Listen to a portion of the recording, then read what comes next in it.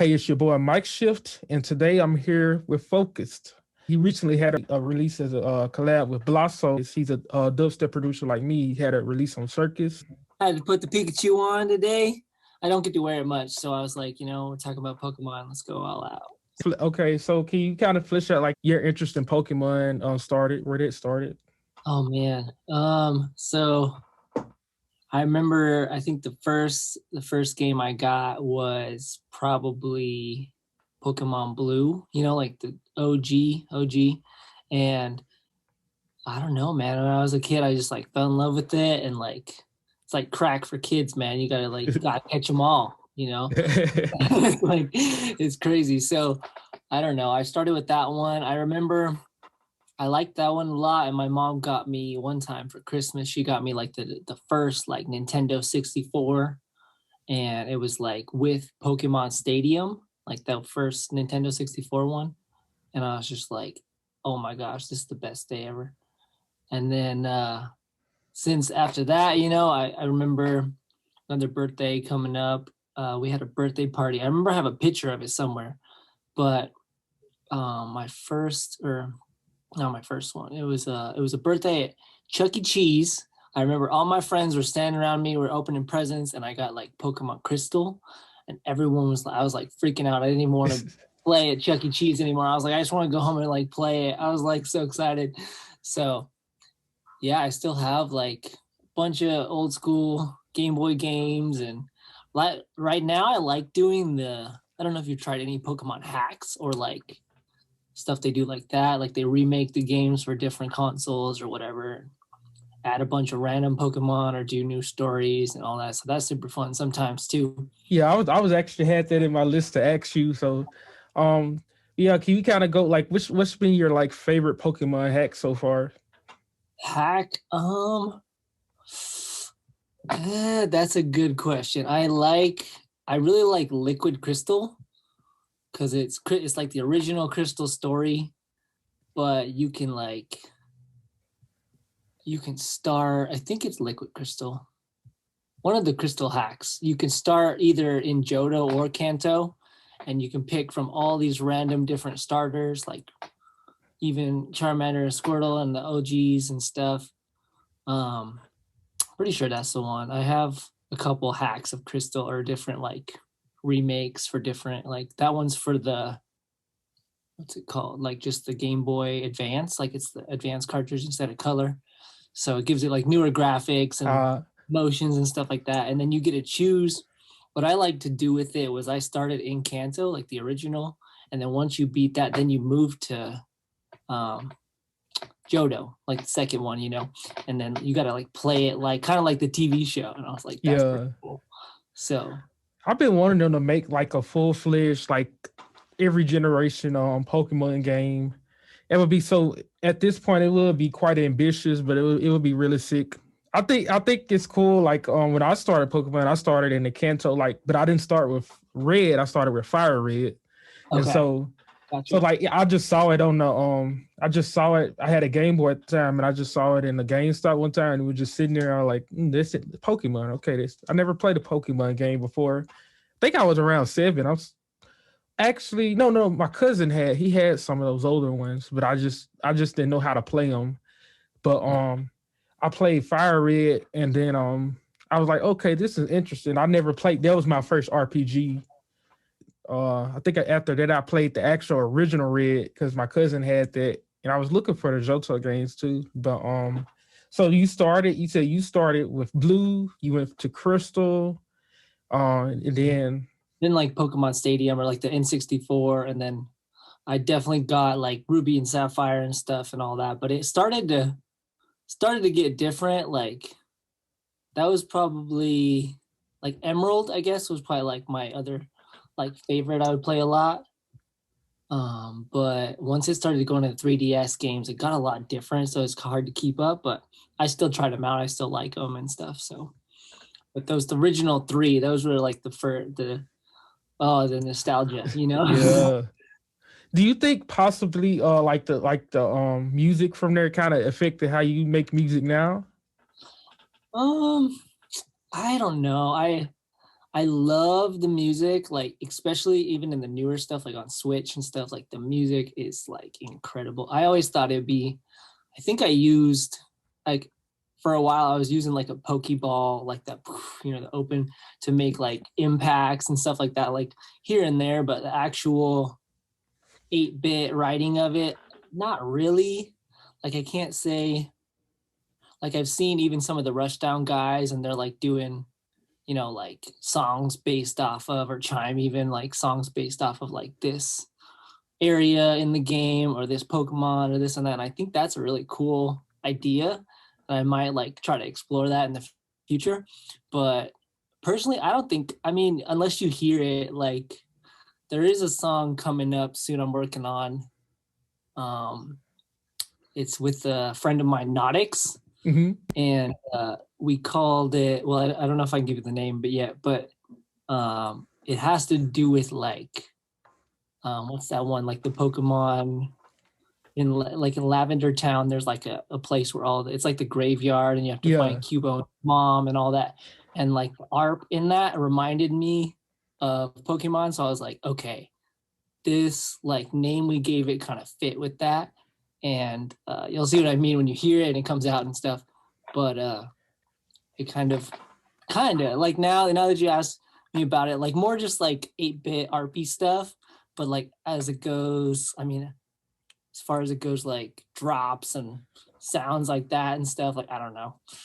One thing that like I would think like subconsciously with me, I'm not afraid, but just like I would imagine like you could probably like have a melody, even though it's like a different sound font or whatever, but like possibly have like that melody you remember it from like you'd be like, I heard this from somewhere. I actually it was this one song from Pokemon Dungeon. And I heard it, it was like, it had this part that's like, da, da, da, da, da, da, da, da, da. I can't remember. It was the one with Arceus, I think, around Generation 4. So it was that dungeon game. But it had that part in there. And I went to see like a HBCU band, Jackson State. It's like, they gotta like get funky and I'll like dance and stuff while they play the instruments. And they was playing this. The horns part. Okay. What you call it? They did like they played this song. It's this rap song called Big Ballin', and he has that part in there too. But I remember hearing them play. I was like, why they play a Pokemon? Okay. It's because it's got this part. They go dun dun dun dun dun dun dun, and I had to see. I had like you. Yeah, and I have to link. I need to look that up myself and make that comparison again because it was very faint. And it's probably gonna take some digging to find that Pokemon song, but the dungeon song. But yeah.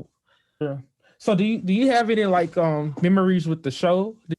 I like the show. I think I remember I remember taking like when I was younger. I'd take my mom. I'd be like, she would tell me like, if you be good this week at school, don't get any, I think it was like check marks back then or something like that. She was like, I'll take you to go see the Pokemon movie. And I was like, what? So I was like super good. And I'd go see the movie and like, stuff like that. So I like the show and the story with Ash and Pikachu. I feel like, to be honest, I kind of feel like Pikachu's, like, I know I'm falling out with Pikachu, but like I kind of think he's like a lame character after a while. Like I kind of was over him at the beginning. He was all sassy and stuff like that. I feel like there's better, cooler Pokemon, obviously, but I don't know. My favorite like moment in the series was probably all the Johto stuff, like the second, seasons or whatever, and I don't know, just introducing like a whole new wave of new Pokemon to me was just like, what? Oh my gosh, like there's new characters and like cooler Pokemon and all this stuff. And I think I really liked it was the one with Entei, like the 2000, I think it was like Lugia. Yeah. They were in there and all that. That was probably my favorite like movie. But the original, like when, oh my gosh, with Mewtwo and everything, I cry my eyes every time, like, like that original one, it'll get you good in the emotions, but it's fun. It's all good. I like the show. It's pretty cool. I watched a couple episodes of the new one. It was funny. It wasn't out yet on like Netflix or whatever, so I was watching it on YouTube with like, it was in Japanese, and then there was like English subtitles or Yeah, whatever. that's my norm. Yeah, That's why. okay. You got a lot. Yeah, and I was watching the new one's cool because I played the Switch game a little bit. I got Sword and Shield or whatever, and I liked the new one. It was cool. Like, it started off like they were like hanging out with Lugia, and I was just like, whoa, cool. All right, like some old characters and all the new Pokemon and stuff like that. So it's pretty cool. It's pretty cool. The Dynamaxing and Gigantamaxing or whatever you want to call it, like, it's a pretty cool phenomenon when you like get in the game, but the game itself was actually pretty easy for me. Like, I thought it could be more challenging, but the show was cool with the whole like make these Pokemon super huge and like all that stuff. I thought that was kind of cool. I haven't watched the new. I just been kind of I think I caught the beach the Hawaiian based region one time, but I haven't caught up. Like, I never. It's cool. I love Hawaii. Like, I've been to Hawaii and I just love Hawaii. So when I was like, oh, it's an island and like all the island type, like my favorite lowland thing is definitely, I love the Executor and how he's like a big palm tree. Like, that was really cool, and it made him like a dragon type, which I thought that was cool. And then a lowland Raichu. Oh my gosh, that is like, he's like surfing on his tail. I'm like, that is the coolest thing ever. Like, so cool. So definitely like that one too. That was pretty cool. I didn't know like until now, but a lot of people like the Unova region, the 5th generation. Mm-hmm. I only played black. Only played it was either black or white, but I only played those. I didn't play black and white too, but I heard that was a real good region. I'm interested to see if there we make that. Oh yeah, I'm excited for like the new game. Have you seen it? Where it's like a totally different system. Yeah, I'm stoked. I've been watching, like, just checking YouTube for like some of the leaks and stuff, and like seeing, okay, what are they gonna do? And I heard sort of like a rumor or like some sort of leak they thought it was about the new one. It's called Arceus or whatever, Legends, and Yeah, stuff. yeah, I think so. So it's cool because it looks like Zelda or like that whole open world format kind of thing. Like, it looks really cool like that. But I heard they're gonna do, what did they call it? Like origin forms or some kind of other. Like, everyone's super excited to see what they do with it because it's supposed to be like Diamond and Pearl, but like Shining Diamond, like years ago, or like before the whole story. So then like they can bring in all these Pokemon, basically like in the time lapse of everything.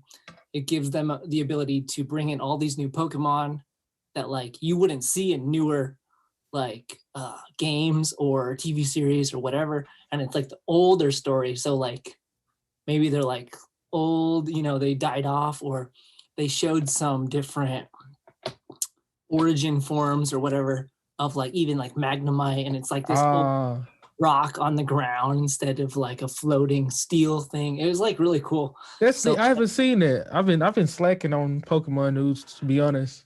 I just like scroll through YouTube sometimes and I'm like, ooh, like a leak, like, or a potential leak, it's like, ooh, what are they gonna do? But yeah, I'm excited to definitely get it and try it out. For a while I was like, every time they'd come out with a new Pokemon game on the Switch, I was like, okay, gotta, like, at first I had to get a Switch, and then I did like Let's Go, Eevee and Pikachu and stuff. And that was cool. It was nostalgic, and you got to like, throw the thing and catch them with the little controller and all that. And then I was like, all right, maybe they'll hold off for a little while. So I sold my Switch, and then they came out with Sword and Shield, like a whole new world. I was like, I got to get a Switch again. Oh my gosh. So now I'm just going to keep it and just like see what they come up with or come out with and check it out. So, but definitely stoked about that. That'll be cool. Yeah, I remember you Right. said he was gonna show something. I think he was talking. You might have been talking about the ROM hacks. My bad if I got that Yeah, it was confused. like, I have some of those though. I can show you guys. Let's see. Okay, so yeah, shameless YouTube plug. He's gonna show us the ROM hacks. If you want to check it out, you can see him on YouTube. So this one's kind of like yellow, but it's like the original. Where are we at? Green or like Mhm. green. They were supposed to release green, kind of like leaf green, but I think they ended up just doing yellow instead because Pikachu was the main, icon or whatever. But it's the same kind of concept. I think it's like an English remake. Ah, It's basically just yellow, but all the sprites are different, which was cool. Like all the original like 8-bit little characters and stuff are like their own different thing. Okay, this is the one I I, was thinking of when I was telling you about the Crystal remake, whatever. This one, it's tight. It's called Crystal Clear, and it's like a Game Boy. Where are we at? Yeah. that's sick. I like that. I like that. Color. Contain like the shell. Yeah, the shell of it. Yeah, they're pretty cool. And I think, like, I've had to get a couple because they like die out or they don't last forever, but got my OG color. And then this is the other one. This is the one they remade the crystal stuff. It's basically just crystal. Like there's not too many changes. If I can get it open, maybe. What is crystal? So here's like, I don't know if I can get this case open. I'm gonna have to get it open later. But it says it's like the Game Boy Advance one, liquid crystal. Ah, And it's basically just crystal, but they remade it for the Game Boy Advance platform, which is pretty cool. And just kind of like gives it like, it's like the same feel, but like a whole new, like, I don't know, the whole Game Boy Advance concept and like more colors and more movement with the characters. And is it like totally like remastered kind of like with the, does it have like the yeah, you could say like that. the fire red, the fire red type sprites is what you mean, like, or is it still like Yeah, you could say that. It's kind of like a remaster, just like a remake for that platform and all the new features and stuff, which is pretty cool. that terminology is so confusing. Remaster, remake, and it's Yeah, like, because it's not like that one's not a hack or like an actual like something different. It's just crystal, but like on the Game Boy Advance. And my favorite part about that is I have the SP, the old Game Boy SP, and it has like the light. Because like on the Game Boy Color, it doesn't have like, you gotta like be in the light to look at it. You know what I mean? Like it's not like the screen doesn't light up or have that light inside the screen. right. To play it, dark I never places. knew that struggle, to be honest. I was a spoiled advanced kid. I was a spoiled with the Game Boy Advanced. Yep, those are cool. Like the old square or rectangle looking ones. The rectangle, and then my cousin had the one that was a little wider, like in purple, I think. Okay, those ones. Yep. That's cool. Yeah. So those are the ones I'm sticking with, and then I got my Switch with like everything on there. I got like the Pokken Tournament, the Let's Go EV, Pokemon Shield. Do you have like a Switch too, and you play those ones? That's cool. I was gonna say the cool thing I just found out, or I guess it just came out like this year. I didn't even know about it until I was like playing Sword again, or I guess I have Shield, but it's called Pokemon Home, and you download like, it's like an app or it's a free download thing on the Switch, from the App Store or the Game Store or whatever, and you can. Oh my gosh, it's so crazy because now I'm hooked. Like you can take all your Pokemon from Pokemon Go from your phone, or Pokemon Let's Go Eevee, or Pokemon Sword and Shield, and put them all on this like PC box kind of in Pokemon Home. And then like I'm taking like Charmanders and Squirtles and stuff and putting them into Sword and Shield. So when you start your game, you can basically start with like Charmander and Squirtle and stuff. And I'm just like losing it. I have yet to try it with the whole Pokemon Go, but I did do that for a little while, just on your phone and stuff. But you can take some of those Pokemon you caught and like literally put them in your game on the Switch. And I'm just like, this is the future. It's all connected, you know, like it's so cool. So Have you tried doing a Nuzlocke? a Nuzlocke. What do you mean? So Like, a Nuzlocke is like it's usually if your Pokemon faints, you gotta let it go because it makes it like a survival component to it. It's like a hard Pokemon hard mode almost. Oh, that's pretty cool. That would be scary though. I mean, you know. It's so anxiety inducing. Okay. Yeah, because like you never wanted to die. That's oh my gosh.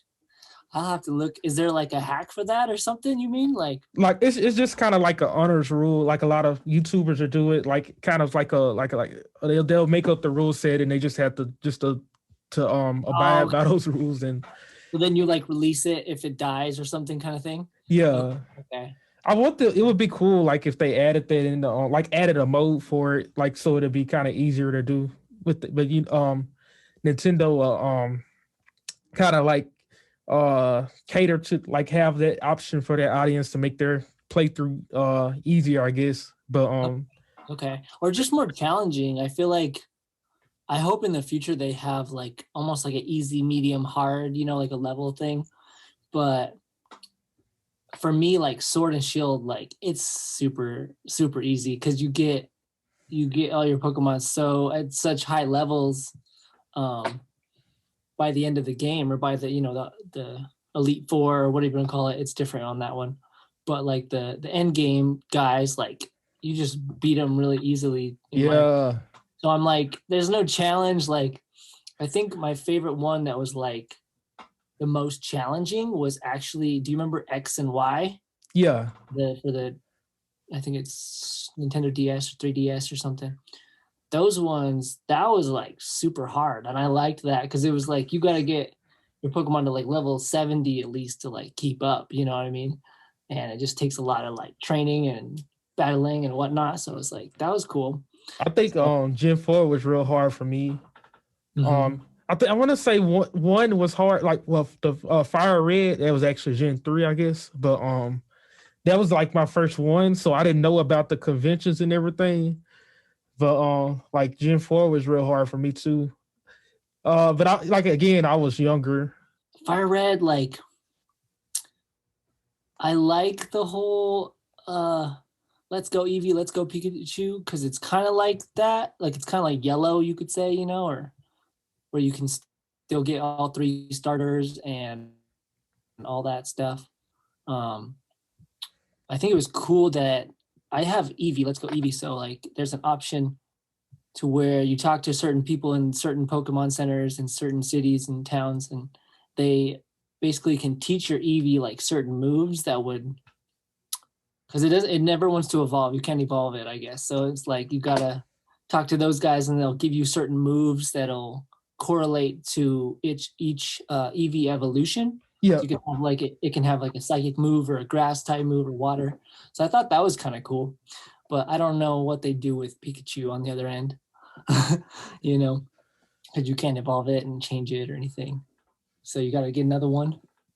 But yeah, Fire Red and Leaf Green were cool. I liked that it was just on the like Game Boy Advance, you know, and it made it more fun because that was probably my favorite like Game Boy. I remember I had obviously Game Boy Color and then like the old ones that weren't color. It was like black and white almost. Yeah. And it just like, I don't know, it's kind of dull and old school, but when it's like all super bright on the screen and like they're moving and animations and stuff like that, it's like, whoa, this is cool. Okay. See like the whole story. Would you ever want them to kind of go back? Would you ever want them to kind of go back into like the 2D sprites instead of like continuing on with the 3D for the mainline games? That would be kind of cool. That'd be kind of cool. I think, I mean, even in the new like Diamond and Pearl stuff, they're still going to be like technically 3D, but it looks all weird with like the, what do you call that? The chibi, like, I think. Yeah, it's like, it's interesting. It's almost like the Little Big Planet or what's it called? Like Animal Crossing. Animal Crossing, yeah. It's almost like that with Pokemon, like how it looks, you know, it looks all weird, but I mean, I'll still check it out and play and see what they added and see what they did. And Yeah, I give it a shot. I don't know which. I think Legends comes out later. I think so. So Mhm. that the Generation 4 remakes, they come out this year, right? Yeah, like later this year, I think. So that'll be pretty cool. Check those out. But then the Legends one, that just seems like a whole new story. Like that's gonna be cool, even Yeah. though like I feel like they're like, here's a little bit of nostalgia with the new remakes of Diamond and Pearl, but then Legends is supposed to be like a whole new story within that. Like almost like they did with Black 2 and White 2 to that story is kind of like that.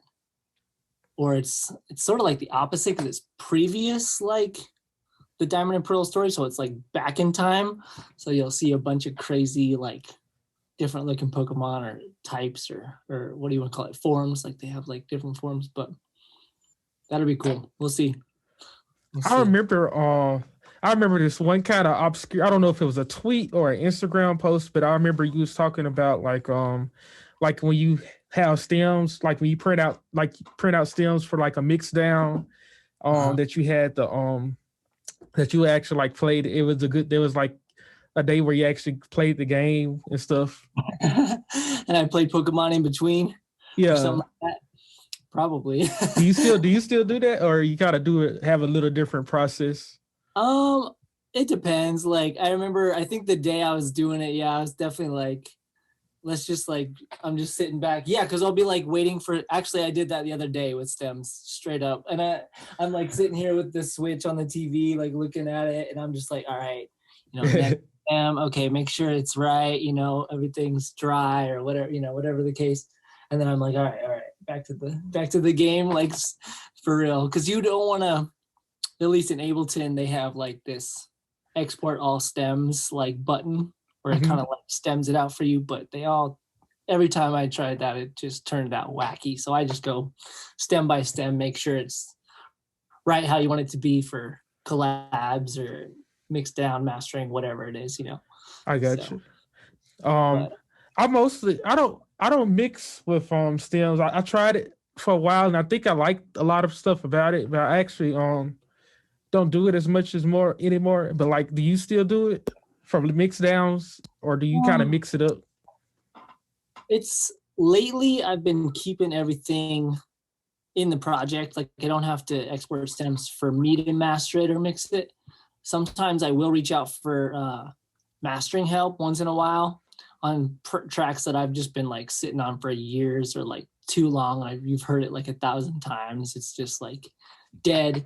I'm like, I have a friend that I go to and he does stem mastering. So actually it's sort of like not really a mix down, but like just getting the most out of each stem instead of like just the pre-master or whatever you want to call it. Yep. But I used to mix and master. I'd like export either all stems and then just kind of like start over in a new Ableton project or a new, and drag them all in, kind of like you're remixing it or whatever, Yeah. like that kind of feel, just to remotivate yourself.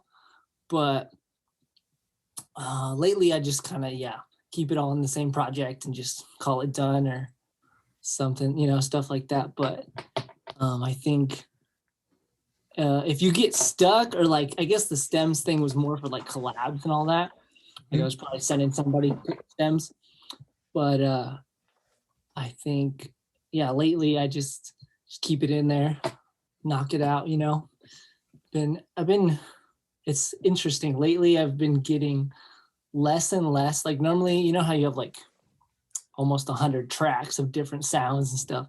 All my newer stuff has been getting like lesser and lesser and more simpler, so that like you just can freeze and flatten it, and then it's like, all right, that whole intro is like full with these 10 stems or whatever. Like it's not even that complicated. And like people have like 100 to 200 stems. I'm just like, I don't get it. So many, So like, but even with producing, I've been taking my sound a lot backwards, in my opinion. Is like during quarantine, I like took some time to just kind of like all right, what do I want to sound like? What do I really like about dubstep? What do I want to do with this project? Like, not that it's not going anywhere or not successful or anything like that, but I was just like, what do I want to hone in on? What kind of sounds or what kind of nostalgia to me? So I went back to like that whole 2012, 2013 era, and I Right. was like, oh my gosh, these songs are still like, they just make you feel so good and so happy, and like they're so fun. So I've been going back to like the wobbly stuff and like doing my take on all that. So like, it's funny you mentioned the Drama Club EP. Actually, with that one, I remade, like I kind of like resurrected these songs from like, 3-4 years ago, or like old songs. And I was like, I'm gonna finish these and like remake them, and that whole EP coming up on Drama Club is all like these old songs with that like super wonky wobbly style, and it's gonna be so cool. I'm stoked for it. Yeah, I'm excited. Um, it's funny, like it's cool, like Boogie T's. I always say like New Orleans is like right down the road from where I live, Right. Brookhaven. So yeah, it's cool. To see that you're gonna be on Boogie T's label. I'm hoping to get you down. Hoping to get you down. We can go back to back or just open Yeah, up for you or something. I'm or looking. play our tune. Yeah, We still got to make some more music for sure. yeah. Some more tunes. That one was so fun. We need to do like a Pokemon remix or something. That'd be cool. Yeah, I remember Chime did. He does a bunch of video game stuff. Like anytime, like back in the day when I was listening to like dubstep, when I would like play Pokemon, it was always Chime. I just throw on like a Chime mix, and it's like video game dubstep. Like it's literally the same thing. So I'm just like, this is perfect. And he did a couple Pokemon like songs or the battle theme or stuff like that he remixed, and I was like, that's pretty cool. That's pretty cool. I've never tried any of that, but I guess with newer songs coming up, I definitely have. I guess there's little things here and there that like remind me of Pokemon, and I'm like, it's like it's so much stuff like you never know, but like it could be subconscious how much like stuff influences your music. Exactly. Yep. And I'm just like, oh, so that does remind me of Pokemon. Like, what part am I hearing, or what part am I like actually like thinking about subconsciously, or whatever that I like relate to when making this kind of sound or this kind of song. And that was like what I actually I think we ended up calling the whole song, the name it is, based on what that feeling was, or what that little like Pokemon moment sounded like and stuff like that. So it's funny, but yeah, it's more subconscious. Yeah, you're just like, huh, because the music to me, I mean, it's super 8-bit and basic, at least the older stuff. The new, oh my gosh, the new like Switch music stuff for Pokemon, like, oh, that's got to be a dream. Like if you could make stuff for Nintendo or sounds, or like the Pokeball opening, or like all that certain like that design would be like, that would be a dream come true. That'd be so cool, but yeah. Nintendo always like killed. It's crazy how much like Nintendo's music influenced just kind of my taste. I think it like really that, and like the other like outside stuff like gospel music and hip hop and stuff that influenced me a lot. But it's crazy how much you learn when you look back and you just say like, oh, that was there the whole time. Yep. Mm-hmm. Yep. I remember I grew up in the church too, and I was always on the worship team and doing stuff and playing guitar, and now I'm starting to incorporate some of my guitar into some of my songs, which is, oh, I didn't even know you played. Yeah, it's really cool. Like I remember my dad got me my first guitar when I was like 10 years old, and I was always like, he showed me kind of like what he knew of guitar, and he played a little bit, and he showed me that, and then I kind of just took it from there and ran with it. And I always was like coming and showing my family like, look at this new song, or look at this new lick I learned, or whatever. And now bring it into like EDM and like having songs with like my guitar in it. I think that's like, that's gonna be killer right there. Yeah, it's cool. I don't know if I'll go like Flux Pavilion and just do like the whole live show, with guitar. Oh, okay. So hold on real quick. I was gonna tell you. Okay, so it's so funny with the Pokemon onesie. So there was one show. Um, I actually did play some guitar live when I was DJing at that show. It was like a headlining thing back in the day in Denver, and I was living with some roommates and some friends from church and stuff. And we had like these Pikachu onesies for like Halloween, and we were Ah, all like the whole Pika squad. It was so funny. So we did that, and then like I had this show in Denver, and it was like my headlining show. So I was like, okay, I can kind of do what I want. I was like, should I do any like stage theatrics or like fun things to like get people's attention or like And I remember we did this song. So funny. My roommates that are in Colorado still, they're gonna like laugh at me. But I remember we had this like show, and I had this moment in the show where I played. I think it was like it was a Pokemon song. With do you remember Pixel Terror? yeah. Right. One of their first songs I think was called Evolution, and it was basically like the Pokemon intro, and then it just dropped into dubstep, and it was like super cool. So what we did was like I had my roommates like put the Pikachus on in the back. And like when when I was like, all right, guys, I have some special guests that gonna come out, and like they came with Ah, the Pikachu onesies and the glasses, and like we did this dance move, and they were really good dancers, so they did some dance moves and stuff. And I played that song, and it was just like such a funny moment, like so silly, but it just shows like I don't know, that's how I am on stage and like stuff like that. Just trying to have fun and do new yeah, things. that's what it's about. It was cool. So if they remember that, we'll see. they're like, you're gonna make me do this? Like, come on. But then I think they had fun with it at the time, but they were kind of nervous. It was funny. But yeah, Pokemon and dubstep, man. Name a better duo. Right? Exactly. So so yeah. Any plugs, anything you want to let people know before we close out?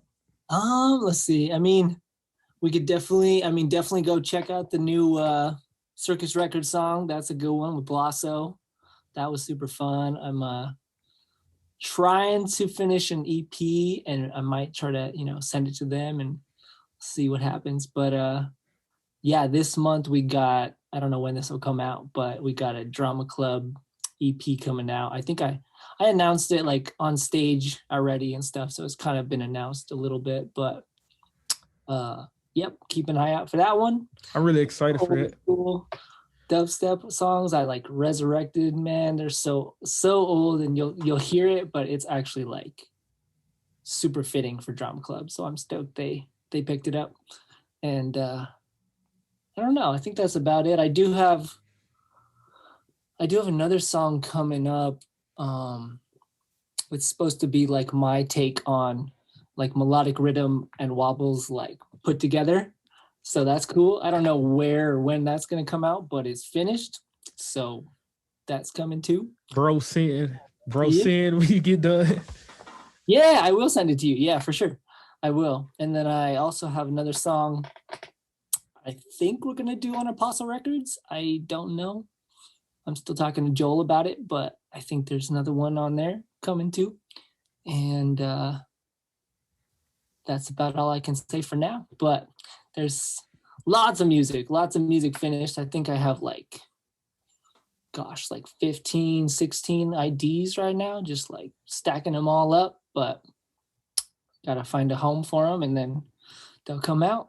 But yeah, should be good. So go check out the Blosso song, Drama Club EP, I think in a couple weeks. So yeah. All right.